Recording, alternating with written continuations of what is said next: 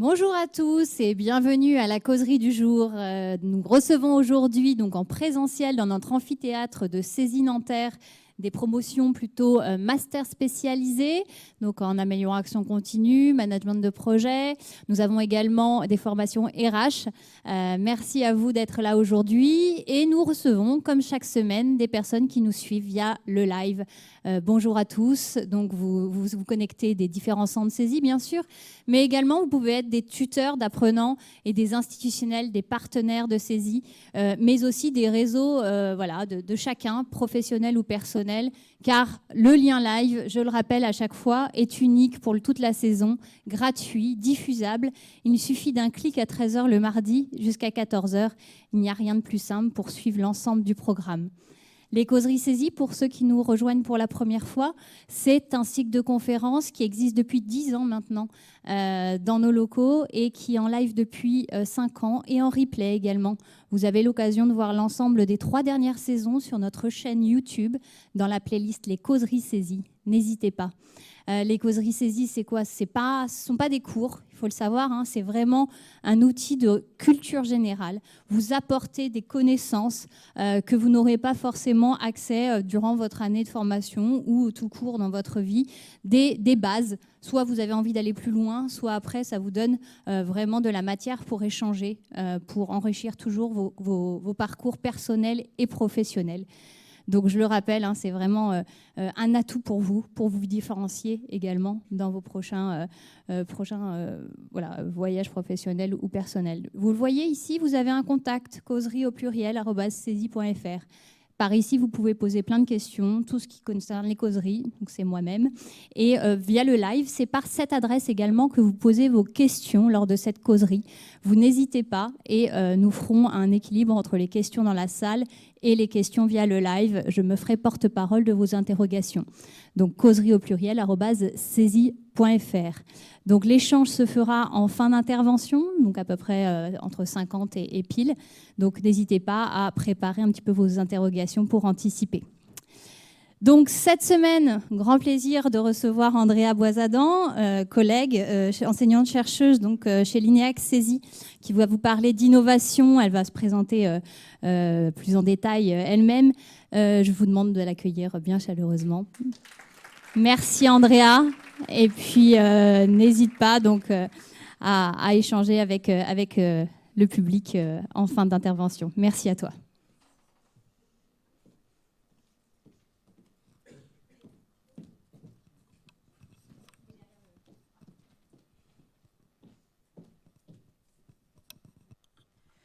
Alors, bonjour à tous et à toutes. Je suis très contente d'être ici présente aujourd'hui pour animer donc, cette causerie qui va porter donc, sur la place de l'innovation par rapport aux différents enjeux socio-environnementaux.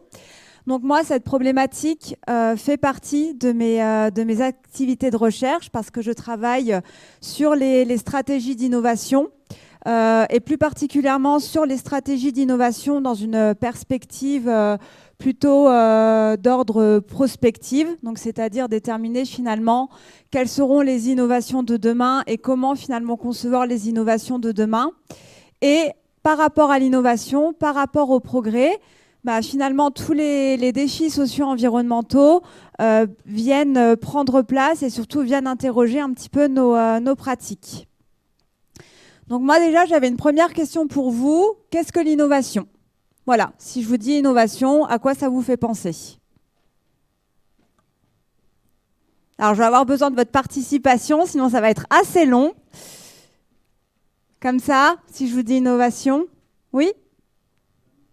La nouveauté, ok. Quoi d'autre?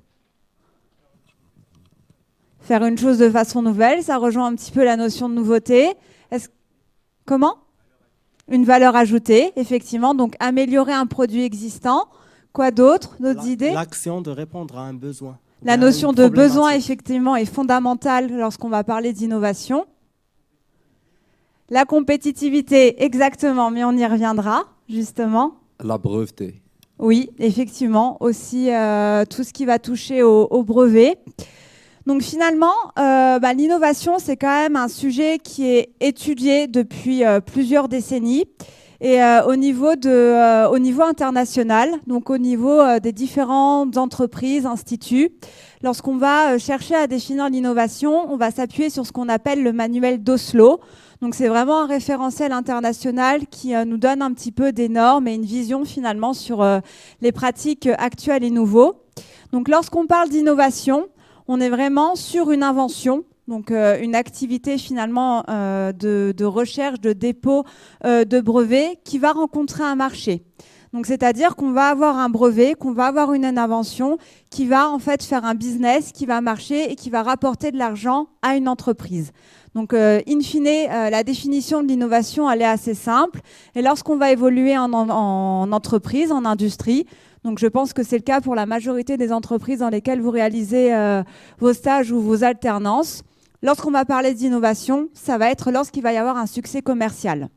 Donc là, l'innovation, la définition un peu plus aboutie, donc ça va être un produit ou un processus qui va être nouveau. Donc effectivement, on avait la notion de nouveauté et d'amélioration. Et c'est quelque chose qui va vraiment aller se répandre. Mais au-delà de cette définition de l'innovation, lorsqu'on va parler de l'innovation, derrière, on va avoir tout un ensemble de méthodologies qui vont permettre aux entreprises d'innover. Donc, il y a par exemple tout ce qui va être l'open innovation, c'est-à-dire aller collaborer avec des partenaires extérieurs. Tout ce qui va être innovation participative, donc faire appel finalement aux connaissances et aux expertises de nos collaborateurs pour pouvoir innover, pour pouvoir apporter des nouvelles idées, des nouveaux projets. Tout ce qui va être fusion-acquisition, racheter des startups, des PME, ça permet du coup aux grosses entreprises qui ont les moyens mais qui n'ont pas forcément la flexibilité de toujours finalement être dans cette course à l'innovation, de rester compétitives par rapport à leurs concurrents sur le marché. Et donc de la créativité aussi, pour avoir des idées. Donc elles font utiliser en fait toutes ces méthodes. Bien évidemment, la liste que je viens de vous donner n'est pas exhaustive et on peut coupler finalement les différentes méthodes d'innovation. À partir de ces méthodes, on va avoir différentes typologies d'innovation. Donc ça, on y reviendra juste après. Et on va avoir également 3 degrés. Donc pareil, je vais vous les présenter par la suite. Et ce qui va finalement driver ces degrés, ces typologies et ces méthodes, c'est des stratégies d'innovation. Donc la stratégie technologie driver, market reader et need seeker qui vont venir finalement donner une finalité et une intention à l'innovation. Est-ce qu'on innove pour le présent? Est-ce qu'on innove pour le futur? Donc tout ça, ça va également les driver. Donc j'y reviendrai également juste après. Et effectivement, l'innovation, on n'innove pas pour innover. Il y a toujours une nécessité de répondre à un besoin. Et c'est ce besoin finalement qui va déterminer nos actions, les méthodes qu'on va suivre. Est-ce qu'on est plutôt pour de l'innovation actuelle, comme on le verra pour la stratégie Market Reader, ou est-ce qu'on est plutôt dans une innovation pour demain avec la stratégie Need Seeker? Donc comme je vous le disais, il y a 2 degrés majoritaires d'innovation plus un 3e qu'on vient rajouter. Donc le premier, lorsqu'on parle d'innovation, finalement, l'innovation qu'on va produire, elle peut soit être radicale, donc c'est-à-dire qu'on va venir vraiment implémenter des nouvelles caractéristiques dans le produit, ou alors on va aller créer des nouveaux usages. Typiquement les drones. À la base, c'était destiné au secteur militaire. Après, on les a mis sur le marché et c'est devenu finalement une innovation pour le grand public. Le 2e degré d'innovation, donc c'est incrémental. Donc là, c'est-à-dire qu'on va améliorer significativement les performances d'un produit, mais on ne va pas forcément chercher à révolutionner l'existant, à révolutionner le marché. L'iPhone, quand il est sorti, c'était une innovation de rupture parce que ça a complètement bousculé nos usages, comme l'iPad. On ne s'attendait pas forcément à avoir un tel produit. À leur sortie en 2010, on était plutôt sur de l'innovation radicale. Et aujourd'hui, tous les nouveaux téléphones, smartphones, iPhone, iPad qui peuvent sortir, on va plutôt être sur de l'innovation incrémentale car il n'y a rien de révolutionnaire finalement dans les fonctionnalités du produit. Et après, finalement, l'innovation, elle peut aussi être adjacente. Donc là, c'est-à-dire qu'on va soit amener le produit dans un nouveau marché, comme le cas des drones, ou alors on va plutôt intégrer un produit qui va venir d'un autre marché. Donc là, il y a vraiment des déplacements qui vont se faire.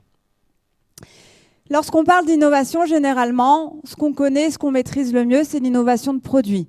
Donc, c'est-à-dire créer un nouveau téléphone, une nouvelle voiture, des nouveaux produits finis. Mais pour les entreprises et pour le secteur industriel, l'innovation, finalement, elle peut être de différents types. L'innovation organisationnelle, donc là, finalement, c'est qu'on va venir travailler un petit peu sur tout ce qui va être management, travailler sur les environnements de travail, par exemple, ce qui est passage au flex office, l'open space à l'époque. Tout ça, c'était des nouvelles pratiques qui s'instauraient de plus en plus dans les entreprises, comme le télétravail. Ça s'est énormément généralisé après Covid-19.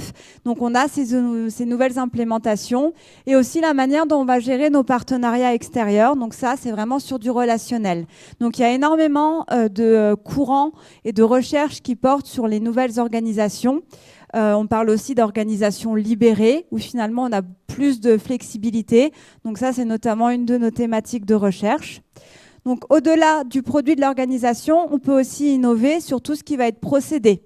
Donc ça, c'est plutôt la manière dont on va concevoir les produits. Donc ça, généralement, les procédés, les innovations qui vont porter dessus sont plutôt invisibles pour le client final, pour l'utilisateur, parce que ça va être par exemple complètement automatisé, mettre des robots, des cobots finalement sur toute la chaîne industrielle. Moi, utilisateur final, j'en aurais pas forcément conscience, mais pour l'entreprise, ça peut vraiment être source de différenciation et d'innovation. Après, il y a tout ce qui va toucher à la manière de commercialiser et de promouvoir finalement le produit, l'objet qu'on va vouloir vendre et mettre sur le marché. Tout ce qui était placement et promotion, il y a quelques années, les premières entreprises qui ont fait appel à des influenceurs, c'était innovant. Aujourd'hui, c'est plutôt une pratique commune, donc on n'est plus vraiment dans l'innovation. Mais réfléchir finalement à la nouvelle manière de promouvoir, aux stratégies de commercialisation, c'est aussi de l'innovation. Et il faut vraiment comprendre qu'une innovation, ce n'est pas qu'une prouesse technique. Généralement, on a la stratégie de commercialisation qui vient avec. Donc c'est vraiment ce binôme prouesse technique ou orienté sur les usages et marketing, commercialisation qui vont permettre et offrir la chance au produit d'être considéré comme une innovation. Après, on peut aussi innover sur les modèles d'affaires. Donc ça, c'est tout ce qui va être business plan, business model. Donc complètement repenser sa stratégie de déploiement, de secteur d'activité, voilà, de ce qu'on veut mettre en place. Une innovation peut être, par exemple, passer d'un modèle d'affaires linéaire à plutôt un modèle d'affaires qui va être circulaire. Donc ça veut dire complètement repenser finalement la manière dont on va promouvoir et produire le produit. Et après, on peut avoir des innovations plutôt d'ordre social. Donc ça, on est vraiment sur des besoins sociétaux qui sont peu ou mal satisfaits et auxquels, en fait, il faut venir apporter une solution. Et on va voir que finalement, par rapport à tous les défis socio-environnementaux, il y a énormément d'innovations qui peuvent porter finalement sur cette typologie sociale. Donc, comme je vous le disais également, on a 3 stratégies majeures d'innovation. Donc, il y a une étude qui a été réalisée par ces 3 messieurs auprès à peu près de 1000 entreprises.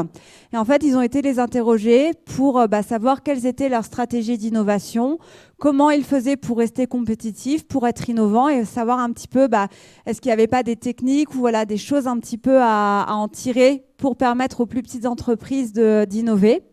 Donc en fait, il en est ressorti qu'il y a 3 stratégies majeures d'innovation dans le monde. La première, c'est ce qu'on appelle la stratégie technologie driver. Donc ça, c'est plutôt des entreprises qui vont tout miser sur la R&D, sur leurs ingénieurs, sur la recherche et développement et qui vont surtout chercher à faire de l'innovation de rupture technologique. Donc c'est des entreprises qui sont plutôt fermées et qui vont vraiment énormément investir dans la recherche pour arriver sur le marché et être en rupture finalement avec l'existant. La deuxième stratégie, c'est ce qu'on appelle la stratégie market reader. Donc là, c'est plutôt des entreprises qui vont avoir en place une veille à la fois concurrentielle. Regardez ce que font les entreprises du même secteur ou d'autres secteurs pour piquer, pourquoi pas, des bonnes idées. Faire énormément de tests utilisateurs, de faire de la co-conception avec les utilisateurs. On peut prendre par exemple Decathlon, qui propose des campagnes en ligne pour co-concevoir les produits de demain, qui va énormément interroger les utilisateurs. Donc ça, c'est plutôt des entreprises qui vont faire de l'innovation incrémentale, qui cherchent à rester dans la course à l'innovation, de rester compétitive, mais qui ne cherchent pas forcément à être la première à mettre quelque chose sur le marché. Et enfin, on va avoir la stratégie Need Seeker. Donc ça, c'est vraiment la stratégie prospective. C'est-à-dire que le but de ces entreprises-là, c'est d'essayer de déterminer quels seront les besoins de demain, quelles seront les activités de demain, ou de créer finalement de nouveaux besoins, de donner l'envie. Typiquement, on reprend l'iPad. Je pense que si on avait demandé aux personnes, est-ce que finalement, entre un smartphone et un PC, vous avez besoin d'un nouvel objet, la majorité d'entre nous auraient dit non. Mais eux, en fait, avec toute leur keynote, ils arrivent à créer le désir. On parle de désirabilité sociale et de donner envie, en fait, de consommer et d'acheter finalement ces nouveaux produits. Donc finalement, lorsqu'on va être dans une stratégie Need Seeker, on est vraiment dans la logique d'anticipation. Donc c'est pour ça que souvent dans les entreprises, il y a une partie de la direction stratégique qui va être justement dédiée à la prospective pour toujours finalement avoir un train d'avance, voire même de lancer les nouvelles tendances. Et lorsqu'on va plutôt être sur du market pull, qui est l'équivalent de market reader ou techno push, là on est dans l'acceptation. C'est-à-dire qu'on évolue avec les tendances et les fluctuations du marché et de ce qui se passe finalement dans les sociétés. Et ça, pour l'analyse des entreprises dans lesquelles vous êtes, je pense notamment au MS, c'est des choses que vous pouvez aussi aller questionner. Quelle est la stratégie de votre entreprise? Comment elle se positionne? Qu'est-ce qu'elle cherche à faire? Qu'est-ce qu'elle cherche à promouvoir? C'est des choses qu'on peut mettre en place. Donc maintenant, du coup, qu'on a défini l'innovation et qu'on a bien compris qu'elle répondait à un besoin, l'idée, c'est plutôt de se positionner dans une perspective Need Seeker. Et c'est dans cette perspective Need Seeker, donc dans cette perspective prospective, qu'on va finalement s'interroger sur quels sont les défis socio-environnementaux d'aujourd'hui et de demain. Donc si je vous pose la question, qu'est-ce qui vous vient en tête si je vous parle de défis majeurs aujourd'hui? Il faut parler un petit peu Parlez plus fort, comme ça on va répéter ce que vous dites. Réduction de l'impact environnemental, effectivement, ça c'est un grand défi. L'économie circulaire, ok. Quoi d'autre? L'intelligence artificielle, donc tout ce qui va toucher aux nouvelles technologies. Quoi d'autre? Conditions de travail. Conditions de travail aussi. De quelle manière on va être impacté par rapport à tout ça? Est-ce que vous avez d'autres idées ou pas? RGPD, ok, donc ça c'est plutôt finalement un moyen, une méthode, mais on est sur toute la protection des données, donc on est plutôt sur un côté techno, effectivement. Quoi d'autre? Le numérique responsable, alors on a à la fois la technologie et les enjeux écologiques dans cette formulation, ok. D'autres idées? Exactement, égalisation des chances aussi. Donc là, on est plutôt sur un enjeu d'égalité ou plutôt d'inégalité. Effectivement, on y reviendra. D'autres sujets? C'est déjà pas mal, j'ai envie de vous dire. On a déjà pas mal de défis finalement à gérer, à combattre et surtout à relever. Donc en fait, pour un petit peu aborder ce sujet-là, je m'inspire des recherches de Marc Gigé. Donc Marc Gigé, c'est un économiste et il est le patron du club des innovateurs, donc qui réunit toutes les plus grandes entreprises. Et tous les ans, il fait des études prospectives pour déterminer finalement quelles vont être les tendances et de quelle manière on va être impacté par ces tendances. Donc, pour comprendre les notions de défi et de transition, on va s'appuyer sur 3 éléments. Et ça aussi, c'est peut-être des choses qui vont vous parler par rapport à ce que vous pouvez voir dans vos entreprises. Donc déjà, le premier élément, c'est parler des mégatrends. Donc les mégatrends, c'est vraiment des tendances macroéconomiques lourdes qui vont impacter l'intégralité de la planète, l'intégralité finalement des entreprises, des sociétés, et pour lesquelles, en fait, il y a des transitions qui vont en découler. Donc les transitions, c'est quoi? C'est des actions qui vont être menées soit par les entreprises, soit par les sociétés, soit par les politiques territoriales, locales, pour répondre finalement aux différentes mégatrends. Parce qu'il faut bien comprendre que si on prend une mégatrend qui va être par exemple le réchauffement climatique, selon la zone géographique dans laquelle moi je vais me situer, l'impact ne va pas du tout être de la même manière. Typiquement, le réchauffement climatique entre l'Afrique où l'Europe et la France ne va pas être vécue de la même manière. Pour certains, ça va vraiment être des hausses de température extrêmes, des problématiques d'accès à l'eau, alors que nous, ça va plutôt être finalement des tempêtes, un climat qui va être difficile finalement à anticiper, voilà, d'autres problématiques. Et enfin, de ces mégatrends et transitions, on a des risques qui vont aussi en découler. Donc ça, c'est vraiment en fait des situations qui n'étaient pas forcément prévisibles, même si, on le verra, les études prospectivistes peuvent lister un certain nombre de risques. Et en fait, c'est des choses qui vont complètement venir perturber les mégatrends et les transitions. Là, on peut citer par exemple la crise Covid-19 qui a un petit peu tombé sur la tête de tout le monde et où, au final, il y a des actions, des ajustements qui ont été mis en place, où on a complètement finalement arrêté nos activités économiques pour pouvoir faire face à ce risque. Donc lorsqu'on va penser finalement à ces transitions et à ces enjeux, il faut toujours garder ces trois notions-là en tête pour pouvoir se positionner. Donc parmi les grandes mégatrends qui ont été identifiées, donc vous voyez qu'on en a quand même beaucoup. Donc déjà la première, c'est tout ce qui va être l'évolution démographique. Parce qu'au-delà du dérèglement climatique qui arrive en troisième proposition, l'évolution démographique est extrêmement importante. On voit qu'il y a des fluctuations de la population au niveau mondial, qu'associé à cette fluctuation, on a aussi une urbanisation qui va être croissante. Je ne sais pas si pendant l'été, vous partez un petit peu faire le tour de la France et si vous allez dans, je sais pas, dans le Jura, voilà, dans des petites villes un peu éloignées. Mais on peut se rendre compte qu'il y a beaucoup de villes aujourd'hui qui sont dépeuplées, que par contre, des villes comme Paris, Lyon, Bordeaux, qui sont vraiment des gros secteurs industriels, débordent d'habitants. Donc ça pose aussi des problématiques pour la gestion des ressources, la gestion finalement des territoires. Donc là, on a de réels enjeux. Et par rapport à l'évolution démographique, a priori, il semblerait que la population mondiale va encore augmenter jusqu'en 2100. Et qu'en 2100, on sera à peu près en haut de la gaussienne et qu'à partir de là, on va observer une chute démographique. Donc, ce qui veut dire que jusqu'en 2100, on a encore quand même pas mal de décennies, il va falloir pouvoir le gérer, l'anticiper, l'accompagner et surtout répartir les ressources. Parce qu'il y a certains discours qui disent c'est parce qu'on est trop nombreux sur Terre qu'il y a le réchauffement climatique, il faudrait diminuer la population et voilà, ça arrangerait tout le monde. Sauf que lorsqu'on creuse le sujet, on se rend compte que c'est parce qu'il y a une mauvaise répartition des ressources qu'on a les pays les plus riches qui abusent de ces ressources-là, qu'on va avoir de grosses inégalités qui vont se construire finalement au niveau international.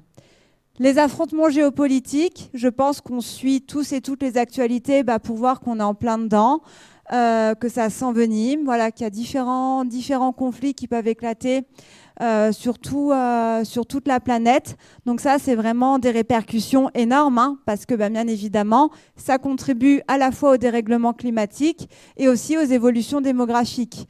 Parce que s'il y a énormément de conflits, bien évidemment, les pays où il y a des conflits, on va avoir des déplacements de population qui vont vouloir aller se réfugier dans des pays qui ne sont pas en guerre. Et tout ça, finalement, après, ça peut aussi créer des crises. Révolution technologique, on en a parlé. Tout ce qui va être intelligence artificielle vient aussi finalement changer un petit peu la donnée, surtout dans le pilotage de tout ça et dans la compréhension de tout ça. Donc là, il y a des choses à prendre en compte. L'épuisement des ressources naturelles, qui est associé au dérèglement climatique. La montée économique de l'Asie. Donc ça, finalement, sur un point de vue géopolitique et un niveau international, ça vient complètement redistribuer les cartes au niveau des puissances. Quelles sont les nouvelles puissances aujourd'hui et surtout, quelles sont les puissances qui donnent le pas?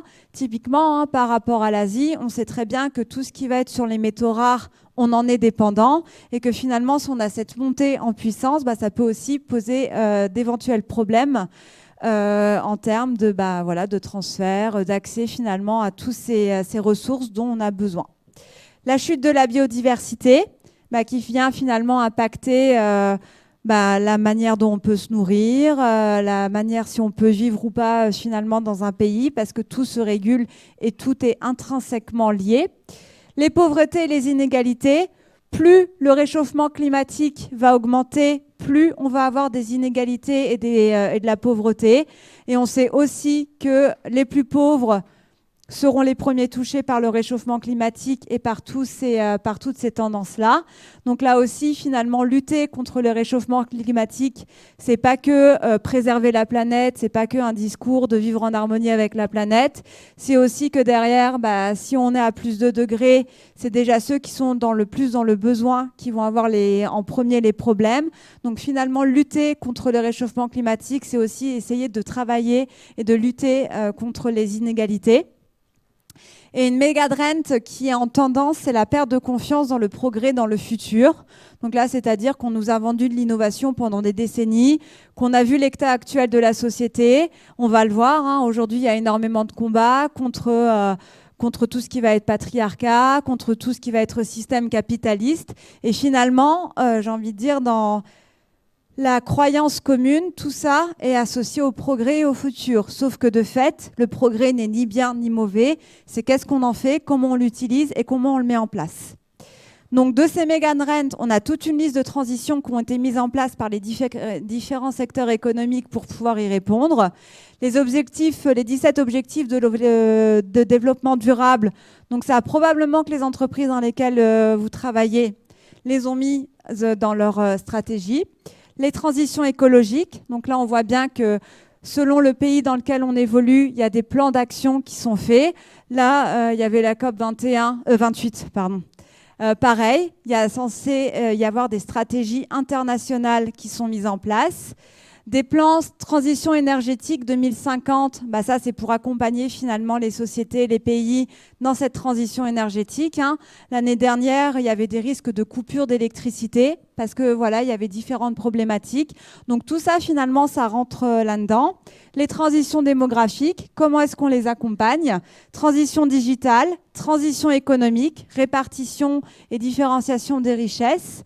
La transition de la sobriété et de la frugalité qui, je pense, va être sans doute la plus compliquée parce qu'on vit dans un monde, surtout dans les pays occidentaux et dans les pays les plus riches, dans un monde d'abondance où finalement on peut consommer, on peut évoluer sans avoir trop de questionnements.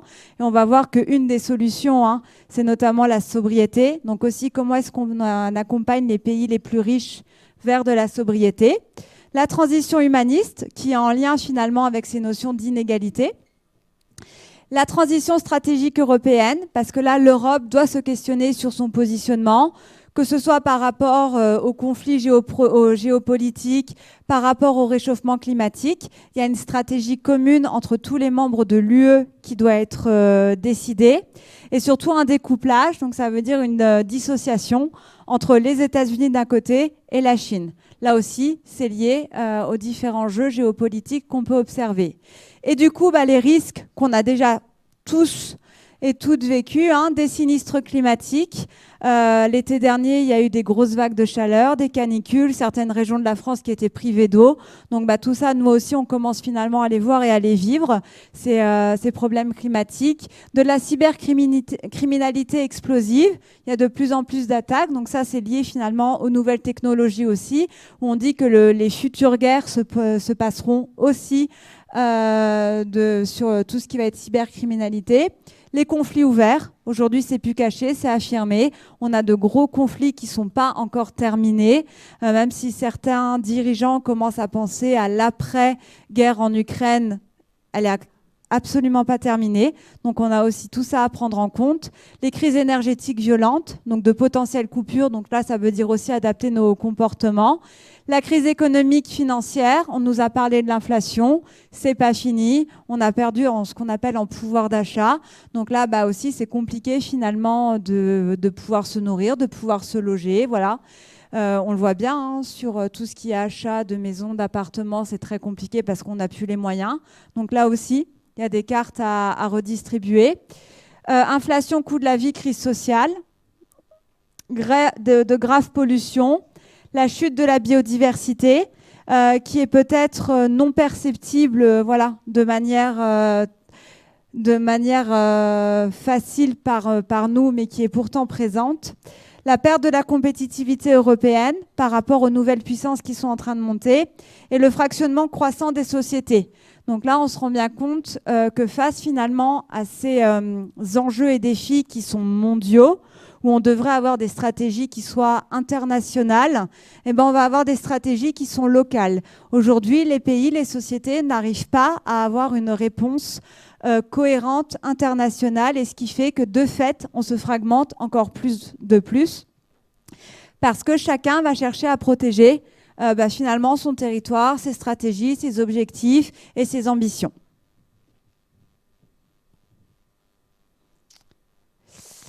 En France, donc là, c'était à la fois des manifestations qui avaient pour le climat, et je vous ai aussi remis finalement la crise des Gilets jaunes, qui était il y a quelques années. Mais pour moi, en fait, ces deux crises-là illustrent parfaitement tous les risques qu'on vient de voir et toutes les transitions. On voit finalement que lorsqu'on défile pour le climat, c'est pas que pour le climat, c'est aussi contre les systèmes. Donc aujourd'hui, on observe qu'on peut avoir finalement des luttes qui vont être interconnectées et qui vont complètement venir chambouler le paysage. Aujourd'hui, dans les revendications qu'on peut voir, des revendications écologiques, il y a plusieurs écoles, des élèves, je pense notamment à HEC, qui font grève ou qui militent contre des entreprises comme Total, qui refusent d'aller travailler dans des entreprises comme ça parce qu'elles les considèrent comme étant climaticides. Donc là, finalement, pour les grandes entreprises, ça veut dire aussi revoir leur positionnement, se questionner. Donc là, on voit bien qu'il y a une rupture par rapport à tout ça. Lorsqu'on parle du système, finalement, c'est quoi le système capitaliste auquel on va associer le système patriarcat, tous les mouvements de MeToo, enfin voilà, tout ce qui se passe aujourd'hui par rapport aux droits des femmes, par rapport aussi à l'inclusivité, c'est en fait associé. Donc tout ça est extrêmement corrélé. De tout ça, on va parler d'inégalité. L'inégalité des chances, l'inégalité d'accès à l'emploi, l'inégalité dans le traitement, dans les salaires. Donc tout ça, on a déjà des luttes quand même qui durent depuis quelques années. Et la pauvreté. Et la pauvreté qui est croissante dans de nombreux pays. Est-ce que vous connaissez l'histoire de l'épée Damoclès ? Donc en fait, l'épée Damoclès, donc là on a Damoclès, c'est une épée qui est comme un danger, et à tout moment, elle peut nous tomber sur la tête et nous mettre en situation assez terrible. Finalement, là, on a l'humanité, et là, on a le réchauffement climatique. Parce que ce qu'il faut bien comprendre, c'est que par rapport à tous ces risques, à toutes ces transitions, à toutes ces méga-trends, le réchauffement climatique vient multiplier les conséquences finalement de toutes les répercussions de ces différents risques. On sait très bien, je ne sais pas si vous avez fait la fresque du climat. Normalement, c'est quelque chose qui est prévu au programme.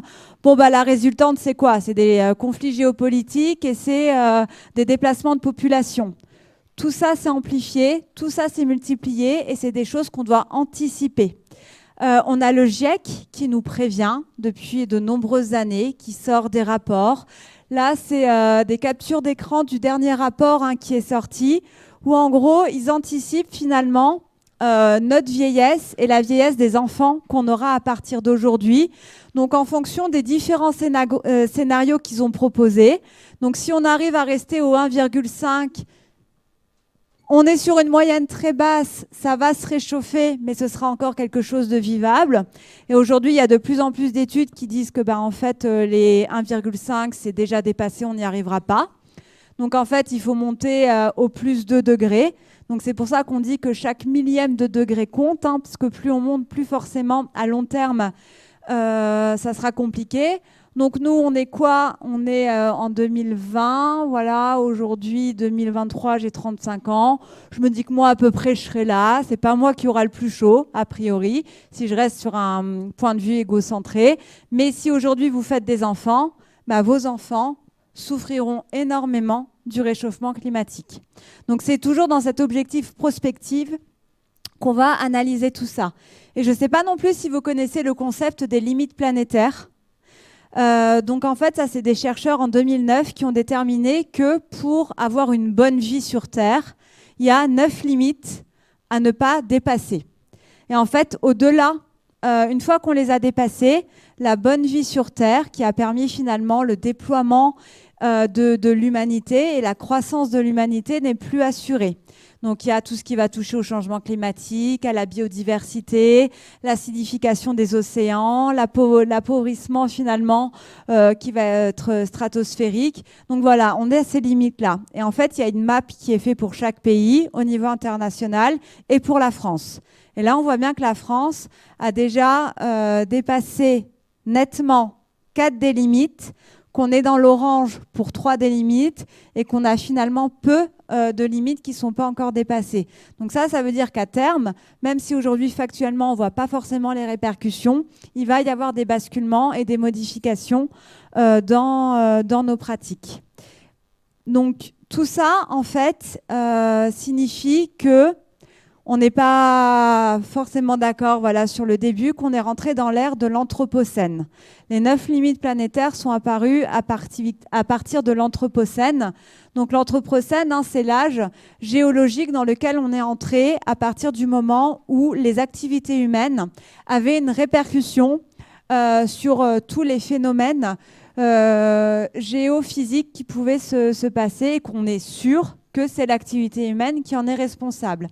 Donc l'Anthropocène succède à l'Holocène. Donc l'Holocène, en fait, c'est toute l'ère dans laquelle l'humanité et l'espèce humaine Homo sapiens a pu se développer, et où on a pu finalement étendre nos sociétés humaines. Et en fait, on appelle généralement l'Anthropocène la grande accélération qui a démarré à peu près au XXe siècle. Donc là, en fait, c'est des études, donc c'est une étude récente qui date de 2023, où en gros, on a pris différents éléments, les transports, la consommation d'engrais, la consommation d'énergie primaire, la population humaine, et on voit bien qu'à partir soit de la première révolution industrielle, où on va le voir a été un grand basculement, et aussi à partir des années 50, où là on est rentré dans la société de consommation, mais on a vraiment connu une croissance en fait phénoménale, et c'est cette croissance qui contribue finalement à la dégradation de notre environnement et finalement de nos bonnes conditions de vie sur Terre. Donc pourquoi est-ce qu'on en est arrivé à cette situation? Donc est-ce que vous avez des idées? Je viens de vous en donner 2. Est-ce que vous avez d'autres idées?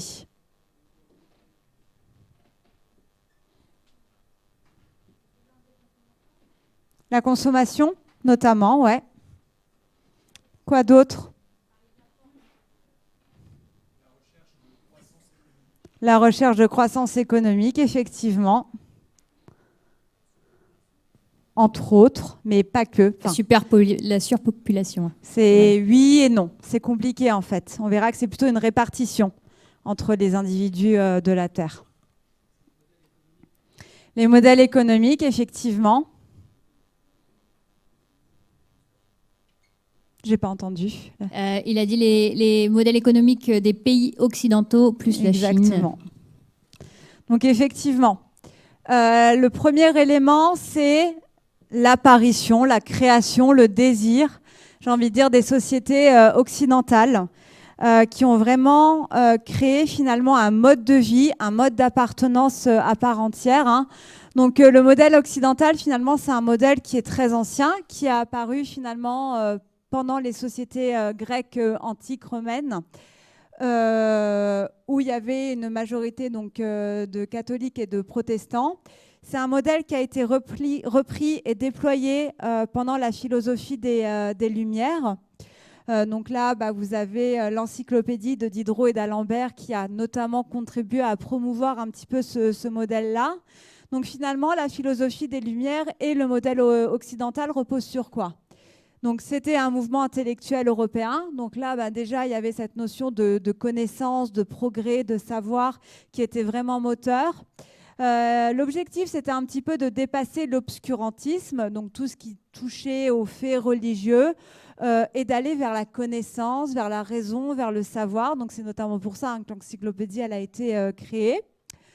Il y a des valeurs qui sont très fortes et des valeurs qu'on vit encore aujourd'hui, la liberté, mais sous-entendu la liberté individuelle, l'égalité, même si on voit qu'aujourd'hui, on n'est plus forcément égalitaire, mais ça dépend de quelle perspective on se place, la justice, le droit au bonheur Et là, on le verra, on est plutôt dans un bonheur qu'on appelle hédonique et pas forcément un bonheur collectif. Donc là, on est encore sur de l'individuel et le progrès. Donc, comme je vous le dis, de nombreux principes individualistes. Et on avait un peu ce modèle de famille nucléaire où, en gros, allez, on a les parents et 2 enfants. Et on voit bien qu'aujourd'hui, c'est le modèle qui est encore, finalement, répété de génération en génération, même si les nouvelles générations se questionnent sur le fait d'avoir des enfants, notamment par rapport aux conséquences du réchauffement climatique.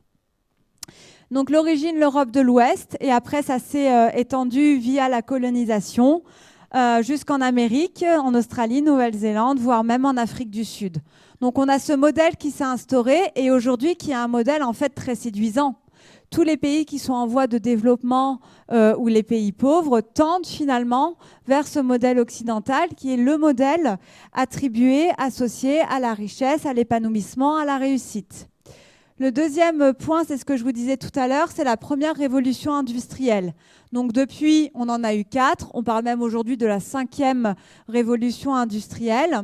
Donc en fait, c'est là qu'est apparue la société moderne, parce qu'on a connu de nombreux basculements dans la société, des transformations à la fois techniques, sociales et économiques qui étaient possibles grâce finalement au mode de production. Donc, on a commencé à maîtriser un petit peu la machine, à développer des compétences par rapport à ça. Donc, ce qui fait qu'on a pu accroître nos modalités de production. Après, il y a le taylorisme qui est apparu avec la définition scientifique du travail, des moyens de transport qui se sont développés, ce qui fait qu'on a permis aux populations de s'éloigner, d'aller travailler plus loin et de changer finalement leurs habitudes. L'organisation de la société et de l'économie a également évolué. Et surtout, c'est vraiment à partir de cette première révolution industrielle que la société a commencé à grandir et à croître. Parce qu'à la fois, il y a eu une révolution agricole, donc ce qui veut dire qu'on était en mesure de mieux nourrir les populations, et aussi parce que de l'autre côté, on a fait des progrès médicaux qui permettaient en fait de vivre plus longtemps et en meilleure santé.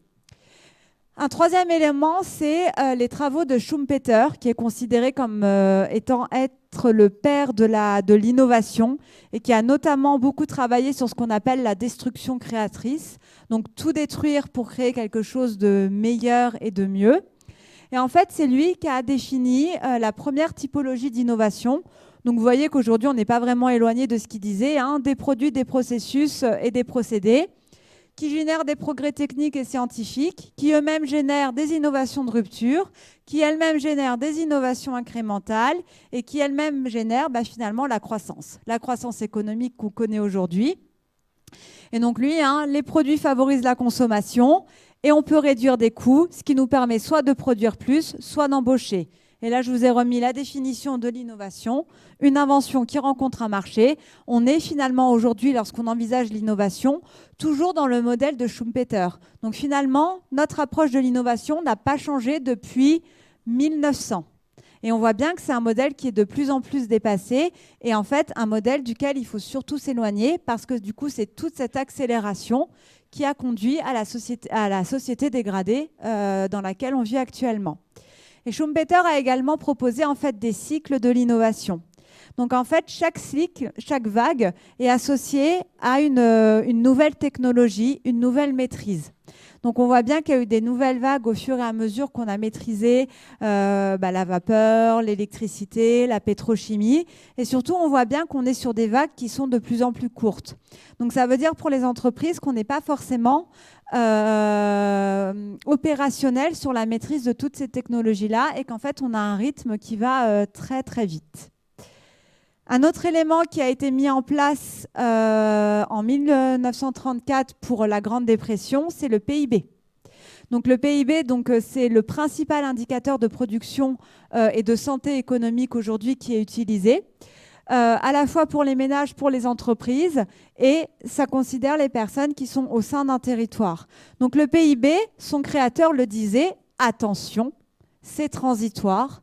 Il ne doit pas devenir un indicateur de référence. Il a énormément de choses qui ne fonctionnent pas, sauf que pour les politiques, pour les entreprises, avoir un seul et unique indicateur financier qui permet de situer la croissance économique, de faire une comparaison. C'était facile, c'était appréciable.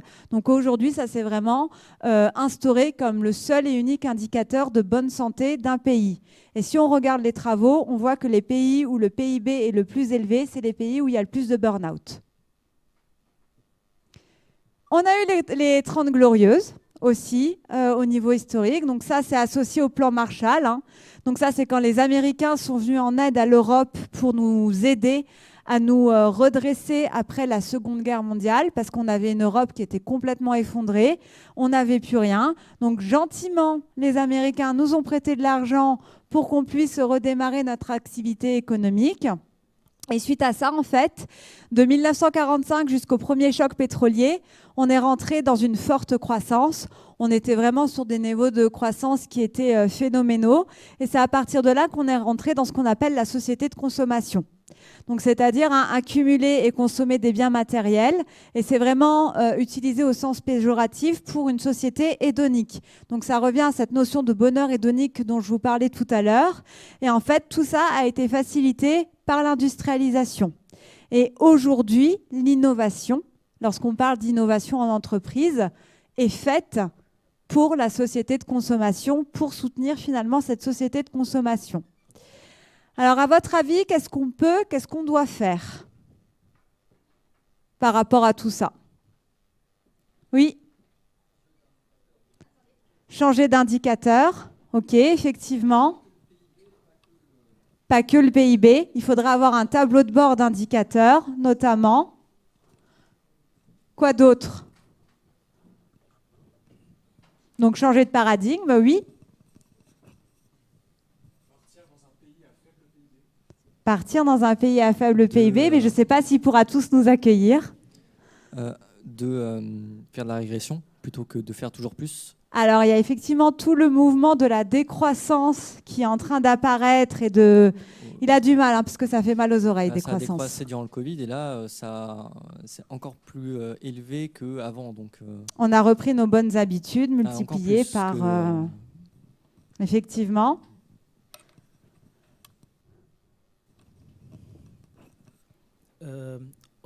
On peut aussi changer notre modèle de consommation. Changer notre modèle de consommation, effectivement. Mais est-ce que c'est facile de changer? On le sait, hein, changer la consommation, on le sait. Est-ce que c'est si simple de changer? Non, pourquoi c'est difficile de changer? Les habitudes. Et qu'est-ce qu'elles ont de mauvaises, nos habitudes? Comment? Le confort, apparemment. Ah, le confort, effectivement. Quoi d'autre? Nos habitudes, le confort. Bon, on est déjà pas mal. Alors, pour essayer de répondre à cette question, je suis partie finalement sur les différents besoins humains. J'en ai identifié 4 grandes familles. Donc, tout d'abord, on va avoir des besoins biologiques. On y reviendra.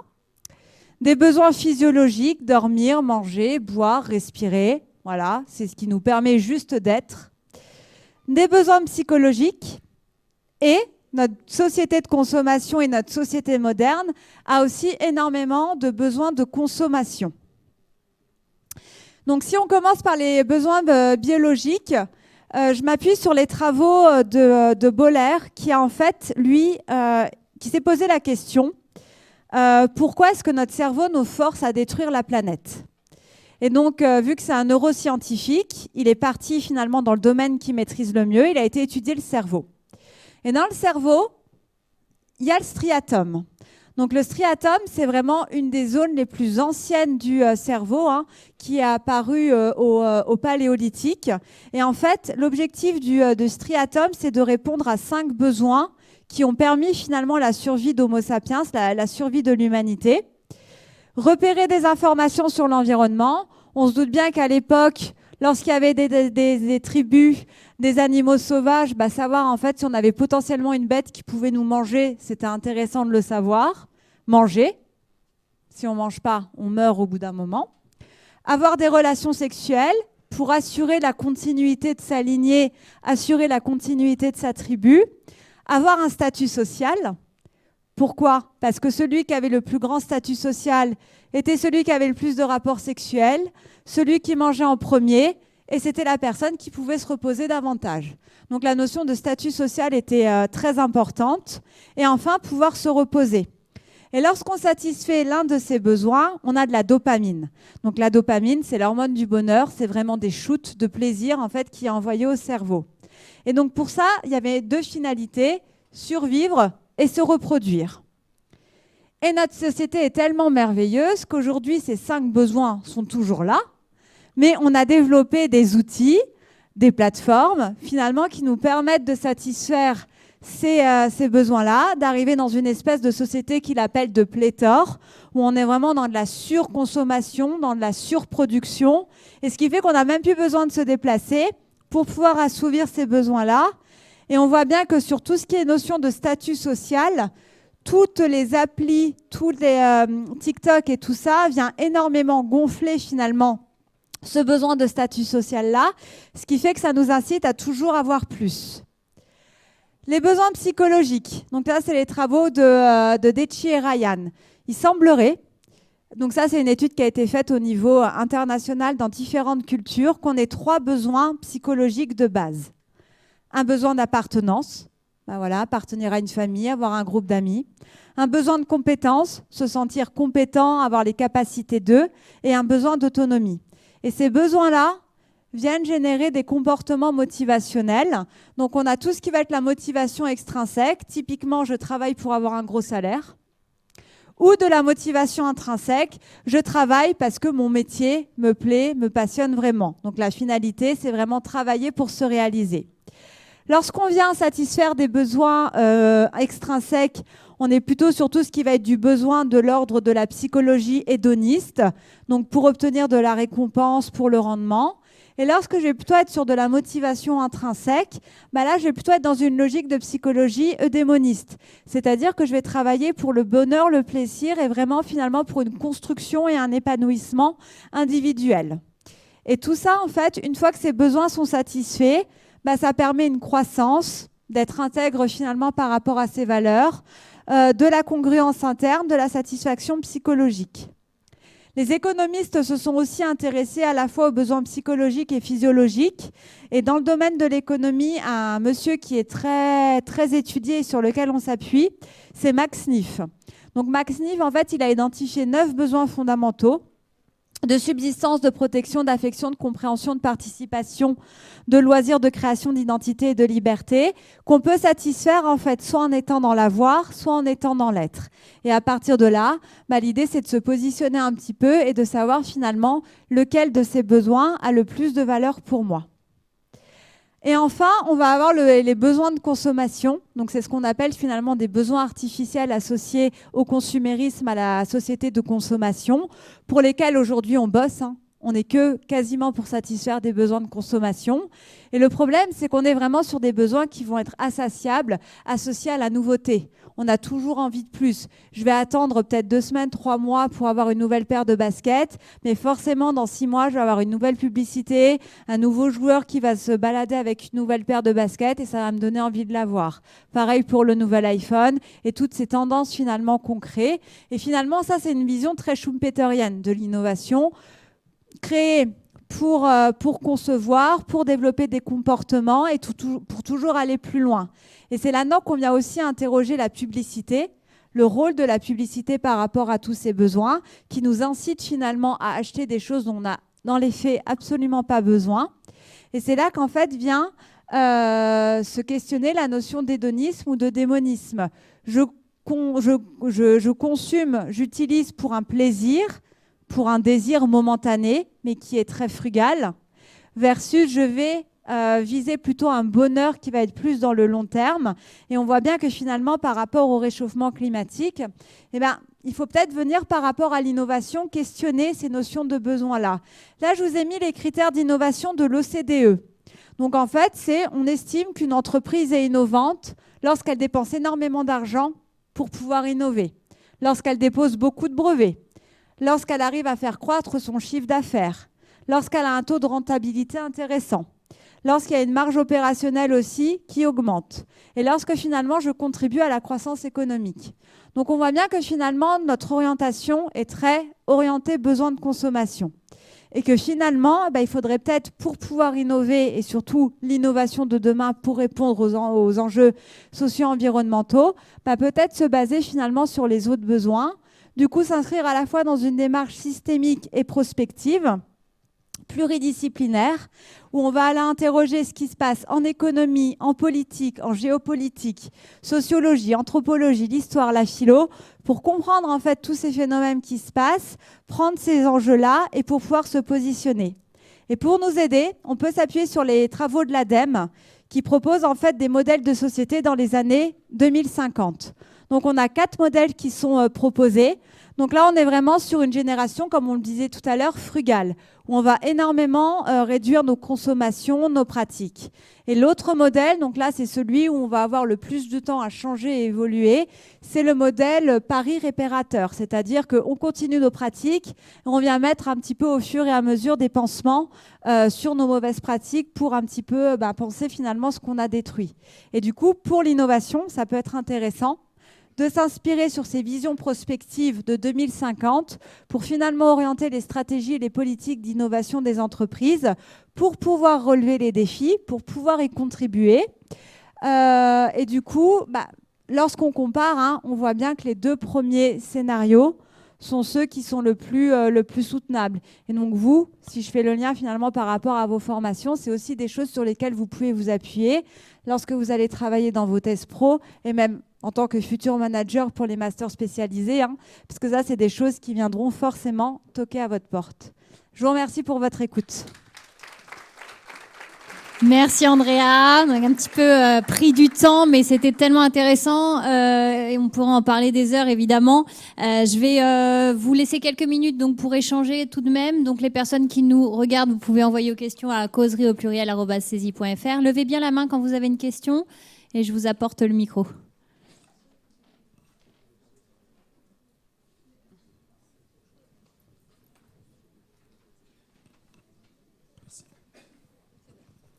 Merci beaucoup, c'était hyper intéressant. Du coup, je me pose la question sur comment évaluer une innovation avant qu'elle sorte. Est-ce qu'il y a des modèles qui existent? Par exemple, là, est-ce que les IA génératives, au final, ça répond à des besoins intéressants pour avoir de l'information, mais en même temps, ça peut supprimer de l'emploi, ça a des dommages climatiques avec les serveurs nécessaires. Est-ce que des modèles existent pour analyser ça? Est-ce qu'il ne serait pas intéressant d'avoir des procédures d'autorisation de mise sur le marché qui doivent forcer à ce type d'évaluation? Alors aujourd'hui, on a peu de modèles, peu de moyens, peu ou pas, parce qu'on voit bien que ce n'est pas forcément dans cette logique de croissance, où on est plutôt en fait aussi dans une vision très technocentrée finalement de l'innovation. Et pour beaucoup, l'innovation et notamment les progrès scientifiques et techniques nous sauveront la mise. Donc on est encore orienté là-dessus, ce qui fait qu'aujourd'hui, on n'a pas du tout encore un regard un petit peu dans l'anticipation pour prévoir et finalement réguler ce qu'on va mettre sur le marché. Mais il y a une notion effectivement de finalité. Donc ce qu'on peut questionner, c'est à quoi ça sert. Est-ce que finalement la technologie que je vais développer, le produit que je vais développer, ce que je vais mettre en place, ça sert un besoin de consommation pour créer davantage de jeux, de plaisir hédonique? Ou est-ce que finalement, si je vais utiliser une IA pour pouvoir, je ne sais pas, donner accès pour du handicap, pour de la santé, où finalement on a une finalité qui est quand même orientée sur un bien-être et permettre à l'être humain d'essayer de satisfaire un besoin physiologique, est-ce qu'il faudrait l'arrêter? Donc je pense en fait une démarche qu'il faudrait avoir. Et on pourrait aussi changer de tableau de bord d'indicateurs d'innovation. On pourrait très bien utiliser des indicateurs de bien-être, des indicateurs d'égalité, des indicateurs en fait qui sont tout autres que celui du simple indicateur de croissance et de performance économique pour réguler nos innovations, pour réguler nos projets, pour réguler finalement les solutions qu'on apporte. Mais aujourd'hui, on n'est pas encore outillé. Et c'est en ça qu'il y a beaucoup de personnes qui travaillent sur tout ce qui est post-croissance, décroissance, même si voilà, on n'est pas toujours d'accord sur le mot, qui cherche en fait des nouveaux indicateurs, des nouveaux tableaux de bord et qui propose en fait des nouveaux modèles pour essayer de réguler et d'accompagner tout ça. Mais aujourd'hui, on n'a pas encore de réponse. Bon, on va devoir conclure là pour pouvoir libérer tout le monde. Merci à tous. Merci à Andrea pour cette présentation. Merci. On peut la remercier chaleureusement. Merci à vous qui nous avez suivis via le live. Je rappelle donc toute question, causerie au pluriel @saisie.fr. Les replays sont disponibles. S'il vous plaît, messieurs, dames. Les replays sont disponibles sur la chaîne YouTube, sur la playlist Les Causeries Cécile. La semaine prochaine, je vous propose de nous retrouver pour parler donc d'une thématique, se développer dans le monde du business, comment votre leadership fera la différence. Donc c'est un sujet qui veut parler à tout le monde. Donc surtout, suivez-nous, présentiel, distanciel, n'hésitez pas, relayez le lien live. Avec grand plaisir, on vous retrouvera la semaine prochaine. Merci et bon après-midi. Merci à Andrea.